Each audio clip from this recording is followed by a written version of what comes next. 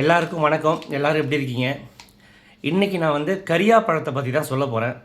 கரியா பழம் நிறைய பேருக்கு தெரிஞ்சிருக்கலாம், தெரியாமல் இருக்கலாம். இதோட உண்மையான தூய தமிழ் பேர் கரிய பழம்.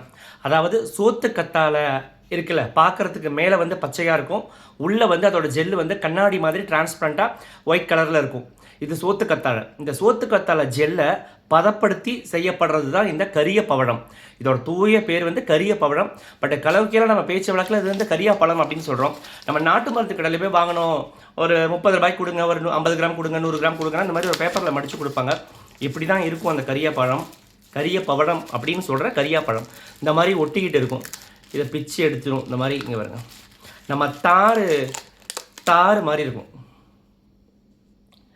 இதுதான் கரிய பழம். இதோட மேஜர் 2 யூசேஜ் நான் சொல்கிறேன். இதை எப்படி உபயோகப்படுத்தணும்னு சொல்கிறேன். இந்த கரிய பழத்தை எடுத்து ஒரு சுத்தியை வச்சு உடச்சிங்கன்னா சில்லாக கண்ணாடி மாதிரி உடஞ்சிரும். ஒரு சின்ன பீஸ் எடுத்து இதை டைரெக்டாக ஹீட் பண்ணக்கூடாது, டபுள் பாயிலிங் மெத்தடில் தான் பண்ணணும்.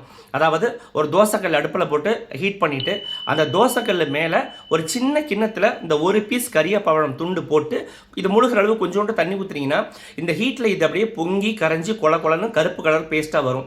அதை எடுத்து எங்கே அடிபட்டுச்சுனே தெரியாது, திடீர்னு கை கால் வீங்கி போயிடும், இடுப்பு வலிக்கும், ரத்தக்கட்டு, முக்கியமான ரத்தக்கட்டு, விரலை கதவுல நசுக்கிப்போம், நகைக்கட்டு கிட்ட செவந்து போயிருக்கும், பார்த்தீங்கன்னா ரத்தம் வெளியில் வராது, ரெட்டிஷாக இருக்கும் ரத்தக்கட்டு.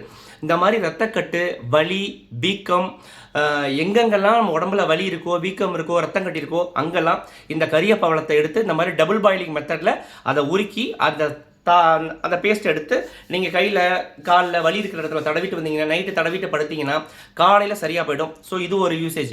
இன்னொரு major usage natural hair dye, எந்தவித கெமிக்கலும் இல்லாமல். இப்போல்லாம் 30 வயசுக்கே சில பேருக்கு நிறமுடி வந்துடுது, 40 வயசுலாம் அதிகமாகவே வந்துடுது. ஸோ கண்ட டையை வாங்கி அடிக்க ஆரம்பித்தோம் அப்படின்னா ஃப்யூச்சரில் ரொம்பவுமே அது ஹேர் ஃபால் ஆகும், எல்லா ஹேருக்கும் அது பரவும்.